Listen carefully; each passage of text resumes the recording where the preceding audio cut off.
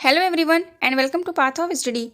NCERT geography की श्रृंखला का यह 5वां वीडियो है और इस वीडियो में हम पृथ्वी के प्रमुख परिमंडल के बारे में डिस्कस करने वाले हैं। जैसा कि आपको पता है कि पृथ्वी एकमात्र ऐसा ग्रह है जिस पर जीवन है, क्योंकि एक जीव के जीवित रहने के लिए सभी आवश्यक तत्व पृथ्वी पर मौजूद हैं। तो वे कौन कौन से तत्व हैं जिनके कारण पृथ्वी पर जीवन संभव है? वे तत्व हैं भूमि, जल, हवा। ये सभी पृथ्वी पर मौजूद हैं जिनके कारण पृथ्वी पर जीवन संभव हुआ है। तो हमारी पृथ्वी की सतह ऐसी है जिसमें पर्यावरण के 3 महत्वपूर्ण घटक आपस में मिलते हैं तथा ये एक दूसरे को प्रभावित करते हैं। तो हमारी पृथ्वी के निर्माण में भूमंडल का भी योगदान है, इसे स्थलमंडल भी कहा जाता है। जलमंडल का भी योगदान है और वायुमंडल का भी योगदान है। स्थलमंडल जिस पर हम लोग रहते हैं, जीव जंतु रहते हैं, पेड़ पौधे उगते हैं और उसी पर नदियाँ प्रवाहित होती हैं, पहाड़ या पर्वत यहाँ पे स्थित होते हैं। तो ये मंडल कौन कहलाता है? स्थल मंडल कहलाता है। और वायुमंडल का भी योगदान है। पृथ्वी पर कुछ गैसें हैं जैसे कार्बन डाइऑक्साइड, ऑक्सीजन, नाइट्रोजन, जो पृथ्वी को चारों ओर से घेरे हुए हैं। और एक अन्य घटक है जलमंडल, जो कि पृथ्वी के बहुत बड़े भाग पर पाया जाता है। इन तीनों मंडलों से पृथ्वी पर ऐसा पर्यावरण का विकास होता है जिसके कारण यहाँ पर जीवन संभव हो पाता है। तो जीव मंडल एक सीमित क्षेत्र है जहाँ स्थल, जल एवं हवा एक साथ मिलते हैं और यहाँ सभी प्रकार के जीवन पाए जाते हैं। आगे यहाँ पर भूमंडल के बारे में बताया गया है कि मुख्यतः पृथ्वी के ठोस भाग को भूमंडल कहा जाता है। यह भूपर्पटी की चट्टानों तथा मिट्टी की पतली परतों का बना होता है जिसमें जीवों के लिए पोषक तत्व पाए जाते हैं। तो जीव अपना भोजन इसी मंडल में प्राप्त करते हैं। फसलें या पेड़ पौधे भूपर्पटी पर ही उगते हैं। पृथ्वी की भूपर्पटी को या सतह को अध्ययन की सुविधा एवं समझने के लिए 2 मुख्य भागों में बांटा गया है। तो पहला भाग है महाद्वीप और दूसरा भाग है महासागरीय बेसिन। बड़े स्थलीय भूभागों को महाद्वीप के नाम से जानते हैं तथा बड़े स्थलीय जलाशयों को महासागरीय बेसिन के नाम से जाना जाता है। विश्व के सभी महासागर आपस में एक दूसरे से जुड़े हुए हैं। यहाँ पे आप इस डायग्राम में देख पा रहे होंगे कि सभी महासागर आपस में जुड़े हुए हैं। अब ग्लोब का एग्जांपल ले लीजिए। ग्लोब में ये चीज़ स्पष्ट आपको देखने को मिल सकती है। तो सबसे पहले यहाँ पे प्रशांत महासागर दिया गया है। प्रशांत महासागर के बाद में प्रशांत महासागर के पूर्व में दक्षिण अमेरिका है, उसके ऊपर उत्तर अमेरिका है। दक्षिण अमेरिका और उत्तर अमेरिका के बाद ये महासागर है, इसको बोलते हैं अटलांटिक महासागर। ये महासागर है अटलांटिक महासागर। उसके बाद है अफ्रीका महाद्वीप। अफ्रीका के जस्ट ऊपर है यूरोप और यूरोप के ऊपर कौन सा महासागर है? वो है आर्कटिक महासागर। यूरोप के जस्ट सटा हुआ एशिया का विस्तार है। एशिया के नीचे हिंद महासागर विस्तृत है। उसके बाद यहाँ पे ऑस्ट्रेलिया, जो कि विश्व का सबसे छोटा महाद्वीप है। और सबसे बड़ा महाद्वीप कौन सा है? सबसे बड़ा महाद्वीप है एशिया। उसके बाद यहाँ पे फिर प्रशांत महासागर है। तो ये प्रशांत महासागर आपस में 2 अलग नहीं है बल्कि आपस में जुड़े हुए हैं। ठीक है। समुद्री जल का तल सभी जगह समान होता है। स्थल की ऊंचाई को समुद्र तल से मापा जाता है। इसे शून्य माना गया है या माना जाता है। विश्व के किसी भी स्थान की ऊंचाई को मापते हैं और फिर चाहे वह किसी पठार की ऊंचाई हो या किसी मैदान की या किसी ज्वालामुखी की या फिर एवरेस्ट की ऊंचाई क्यों ना हो, उसे समुद्र तल से ही मापा जाता है। तो समुद्र तल को आधार माना गया है। आगे देखिए, यहाँ पे लिखा है विश्व का सबसे ऊंचा शिखर माउंट एवरेस्ट है। ठीक है। और इसकी समुद्र तल से ऊंचाई कितनी है? 8,848.86 मीटर है। इतनी मीटर समुद्र तल से इसकी ऊंचाई है माउंट एवरेस्ट की। विश्व का सबसे गहरा भाग प्रशांत महासागर गर्त है। प्रशांत महासागर में स्थित मैरियाना गर्त है। प्रशांत महासागर की लोकेशन अभी मैंने दिखाई थी आपको मैप में। उसके बाद आगे लिखा है जिसकी गहराई यानी कि जो मैरियाना गर्त है, इसकी गहराई कितनी है? 11,022 मीटर है। प्रशांत महासागर की लोकेशन यहाँ मैप में दिखाई है, आप लोग समझ गए होंगे। इससे पिछले चैप्टर में, जो कि चैप्टर नंबर 4 था मानचित्र, उसमें मैंने डिटेल में ग्लोब और मानचित्र को डिस्कस किया है। वहाँ से आप लोग समझ सकते हैं और प्रशांत महासागर की लोकेशन ग्लोब में आसानी से देख सकते हैं। उस वीडियो का लिंक डिस्क्रिप्शन बॉक्स में दे दूंगी, आप वहाँ से उसे देख लीजिएगा। आगे यहाँ पे महाद्वीप के बारे में बताया गया है। पृथ्वी पर 7 प्रमुख महाद्वीप हैं। ये विस्तृत जल राशि के द्वारा एक दूसरे से अलग हैं। ये महाद्वीप कौन से हैं? जिसमें पहला है एशिया, फिर यूरोप, अफ्रीका, उत्तर अमेरिका, दक्षिण अमेरिका, ऑस्ट्रेलिया तथा अंटार्कटिका। तो ये 7 महाद्वीप पृथ्वी पर स्थित हैं अलग अलग स्थानों पे। एशिया विश्व का सबसे बड़ा महाद्वीप है। तो जो एशिया है वो विश्व का सबसे बड़ा महाद्वीप है। यहाँ मैप में आप देख पा रहे होंगे, एशिया विश्व का सबसे बड़ा महाद्वीप है। यह पृथ्वी के कुल क्षेत्रफल के 1/3 भाग में फैला हुआ है और यह महाद्वीप पूर्वी गोलार्ध में स्थित है। ठीक है। कर्क रेखा इस महाद्वीप से होकर गुजरती है। एशिया के पश्चिम में यूराल पर्वत है, जो कि यूरोप से अलग करता है। यहाँ पे देखिए, डायग्राम में देखिए, यहाँ पे लिया है यूराल पर्वत, जो कि यूरोप और एशिया को अलग करता है। यह है यूराल पर्वत। इसके अलावा यहाँ पे बताया गया था कर्क रेखा इस महाद्वीप से होकर गुजरती है। ठीक है। तो एशिया से कर्क रेखा गुजरती है। ये रेखा जो दिख रही है वो कर्क रेखा है। ये एशिया से एकमात्र ऐसी रेखा है जो कि गुजरती है। नेक्स्ट आगे बताया गया है, एशिया के पश्चिम में यूराल पर्वत स्थित है, जो इसे यूरोप से अलग करता है। यूरोप एवं एशिया के संयुक्त भूभाग को यूरेशिया कहा जाता है। ठीक है। तो यूरेशिया की अगर बात होती है तो कोई अलग ये महाद्वीप नहीं है, बल्कि एशिया और यूरोप का ही संयुक्त भूभाग को यूरेशिया कहा जाता है। अर्थात जो ये वाला क्षेत्र है यहाँ पे, ये इसे यूरेशिया कहा जाता है। यूरोप एशिया से बहुत छोटा है। यह महाद्वीप एशिया के पश्चिम में स्थित है। आर्कटिक वृत्त इससे होकर गुजरता है और यह तीन तरफ से जल से घिरा हुआ है। यहाँ मानचित्र में देखिए, यूरोप तीनों तरफ से क्या है? जल से घिरा हुआ है। प्रशांत महासागर लगभग क्या है? वृत्ताकार शेप में है। ठीक है। तो प्रशांत महासागर लगभग वृत्ताकार है। एशिया, ऑस्ट्रेलिया, उत्तर एवं दक्षिण अमेरिका इसके चारों ओर स्थित हैं। ठीक है। तो कौन कौन से महाद्वीप हैं? एशिया है, ऑस्ट्रेलिया है, उत्तर अमेरिका और दक्षिण अमेरिका स्थित हैं। ये प्रशांत महासागर का क्षेत्र है। इस साइड भी है और यहाँ पे इस साइड पे है। ये आपस में दोनों जुड़े हुए हैं। तो प्रशांत महासागर के पश्चिम में एशिया महाद्वीप और ऑस्ट्रेलिया महाद्वीप हैं, जबकि पूर्व में कौन है? उत्तर अमेरिका और दक्षिण अमेरिका विस्तृत हैं। आगे अटलांटिक महासागर विश्व का दूसरा सबसे बड़ा महासागर है। यह अंग्रेजी भाषा के एस अक्षर के आकार का है। ठीक है। तो अभी दिखाया था मैंने, अटलांटिक महासागर कुछ इस तरह से है। इसके यहाँ पे कौन सा महाद्वीप है? नॉर्थ अमेरिका, और फिर यहाँ पे साउथ अमेरिका है। यहाँ पे क्या है? अफ्रीका है और यहाँ पे यूरोप है। तो ये एस टाइप में है, एस शेप में है अटलांटिक महासागर। इसके पश्चिमी किनारे पर उत्तर एवं दक्षिण अमेरिका है तथा पूर्वी किनारे पर यूरोप एवं अफ्रीका है। अटलांटिक महासागर की तट रेखा बहुत अधिक दंतुरित है। यह दंतुरित का अर्थ क्या है? मतलब दंतुरित का अर्थ है कटी फटी। ठीक है।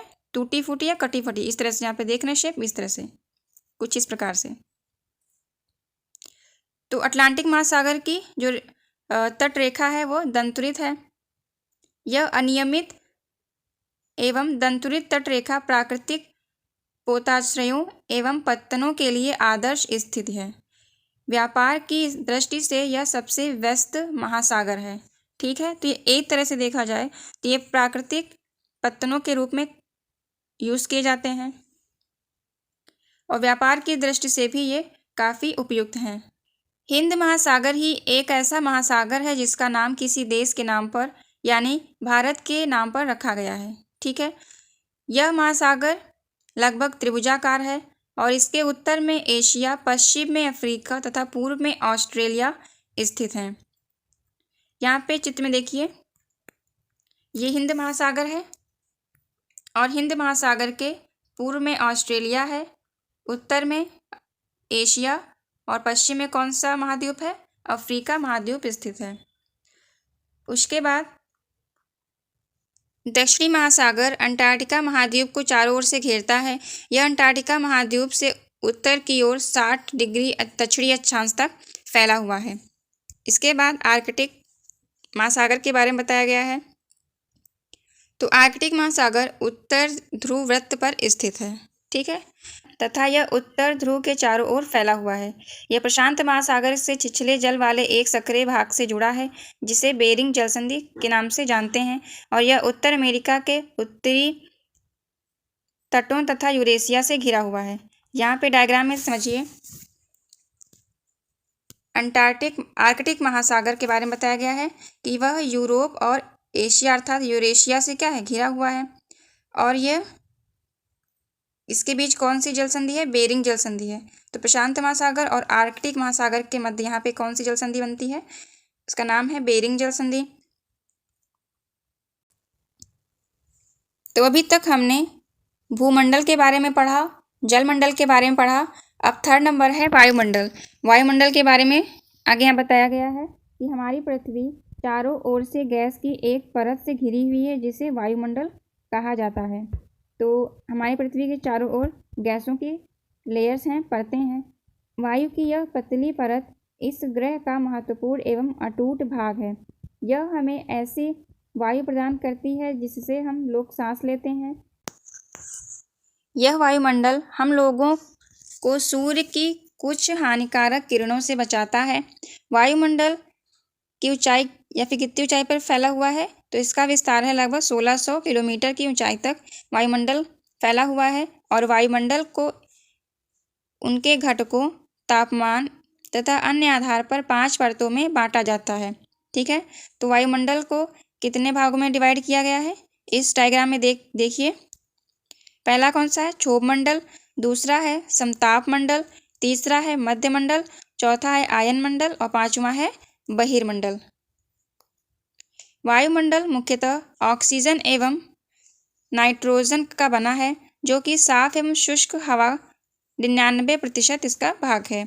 आयतन के अनुसार नाइट्रोजन का कितना प्रतिशत है? वह 78% है, ऑक्सीजन 21% तथा अन्य गैसें जैसे कि कार्बन डाइऑक्साइड या फिर ऑर्गन, इनकी मात्रा लगभग 1% तक है।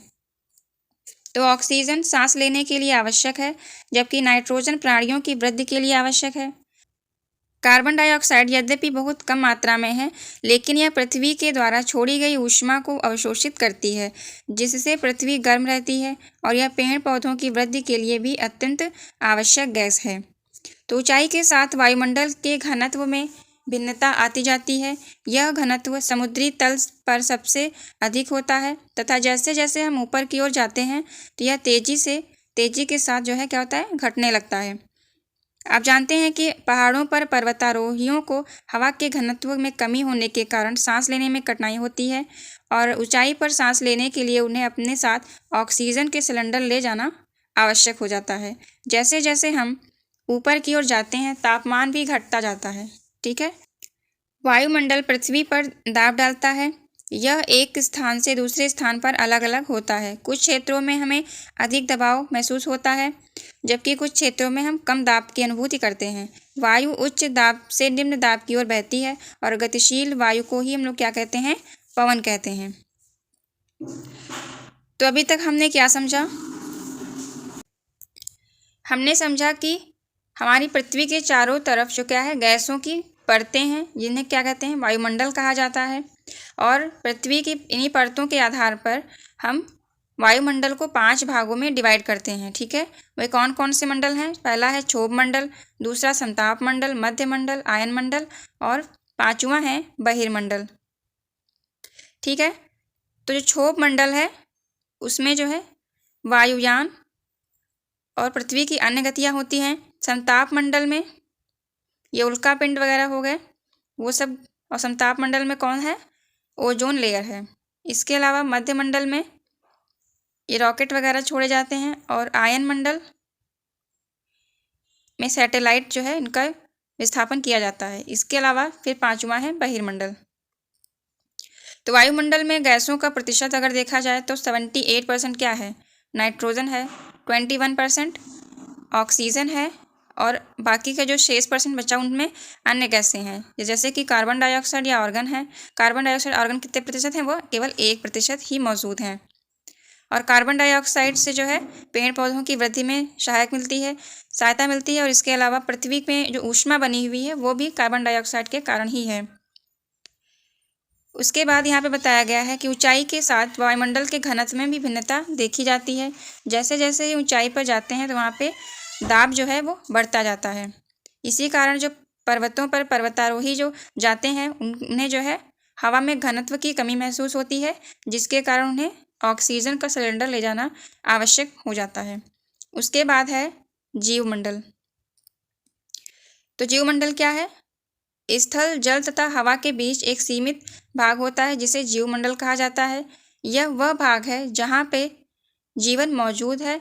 यहाँ जीवों की बहुत सी प्रजातियाँ हैं जो कि सूक्ष्म जीवों तथा बैक्टीरिया से लेकर बड़े स्तनधारियों के आकार में पाई जाती हैं। मनुष्य सहित सभी प्राणी जीवित रहने के लिए एक दूसरे से तथा जीवमंडल से जुड़े होते हैं। ठीक है, तो जीवमंडल क्या है, यह जो है स्थल मंडल, ठीक है, और जलमंडल और हवा यानी कि वायुमंडल का ही क्या है, एक सम्मिलित रूप है। तो इसे क्या कहते हैं, जीवमंडल कहा जाता है। और जीवमंडल में के प्राणियों को मुख्यतः 2 भागों में विभक्त करते हैं, जैसे कि जंतु जगत हो गया और पादप जगत हो गया। ठीक है, यानी जिसमें पेड़ पौधों को रखा गया है, जंतु जगत में सभी जानवरों को रखा गया है।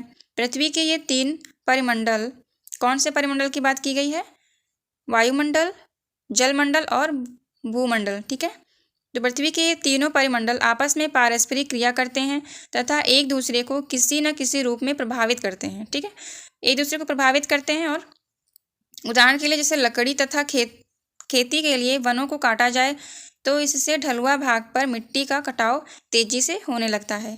इसी प्रकार प्राकृतिक आपदाएं जैसे भूकंप से पृथ्वी की सतह में परिवर्तन होता है, और हाल ही में सुनामी के कारण अंडमान एवं निकोबार द्वीप समूह का कुछ भाग पानी में डूब गया, और झीलों तथा नदियों में दूषित पदार्थों के प्रभावित होने से उनका जल मानव के इस्तेमाल के रूप में या इस्तेमाल के लायक नहीं रह गया है, तथा यह जल दूसरे जीवों के लिए भी हानिकारक है। ठीक है, तो कहीं ना कहीं जितने भी ये तीनों परिमंडल हैं, अगर किसी भी परिमंडल में कोई डिसबैलेंस होता है तो इसका प्रभाव बाकी के मंडलों पर भी पड़ेगा। इसके बाद लिखा है, उद्योगों, तापीय विद्युत संयंत्रों तथा गाड़ियों का उत्सर्जन पदार्थ वायु को प्रभावित करता है। कार्बन डाइऑक्साइड का वायु का एक महत्वपूर्ण घटक है, लेकिन कार्बन डाइऑक्साइड की मात्रा में वृद्धि के कारण पृथ्वी के तापमान में भी वृद्धि हो रही है, जिसे क्या कहते हैं, जिसे भूमंडलीय तापन कहते हैं। ठीक है, इससे क्या होता है, पृथ्वी का तापमान बढ़ता है, जिससे हिम नदियाँ या फिर ग्लेशियर्स क्या हैं, पिघल रहे हैं, बाढ़ की संभावनाएं बढ़ रही हैं, या फिर कहीं कहीं पे सूखा की संभावनाएं बढ़ रही हैं। तो ये सभी किसके कारण हो रहा है, ये सभी भूमंडलीय तापन के कारण ही हो रहा है।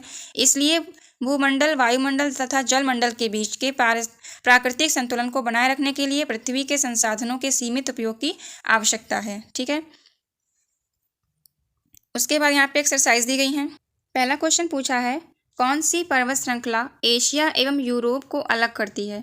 तो कौन सी पर्वत श्रृंखला है, वह है यूराल पर्वत श्रृंखला।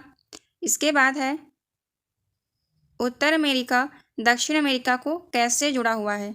ठीक है, तो ये आपस में कैसे जुड़े हुए हैं, तो वह स्थल संधि के कारण जुड़े हुए हैं। नॉर्थ अमेरिका और साउथ अमेरिका स्थल संधि के कारण जुड़े हुए हैं। नेक्स्ट क्वेश्चन है, वायुमंडल में किन गैस का प्रतिशत सर्वाधिक है। तो कौन सी गैस है जिसका प्रतिशत वायुमंडल में सर्वाधिक है, वह गैस है नाइट्रोजन। उसके बाद है, पृथ्वी का कौन सा भाग ठोस चट्टानों का बना हुआ है। तो पृथ्वी का कौन सा भाग है, वह है थलमंडल, यानी जो भूपर्पटीय वाला मंडल है, यानी जो भूमंडल है वह पृथ्वी का सबसे कठोर चट्टानों से बना हुआ मंडल है। नेक्स्ट क्वेश्चन है, सबसे बड़ा महाद्वीप कौन सा है। तो सबसे बड़ा महाद्वीप है एशिया। आगे यहाँ पे फिल द ब्लैंक्स दिए गए हैं। जैसे पहला क्वेश्चन पूछा है कि पृथ्वी का सबसे गहरा भाग कौन सा है। तो कौन सा है, वो है मैरियाना गर्त। ठीक है, मैरियाना गर्त प्रशांत महासागर में स्थित है और यह पृथ्वी का सबसे गहरा यानी डीपेस्ट भाग है। नेक्स्ट, महासागर का नाम एक देश के नाम पर पड़ा।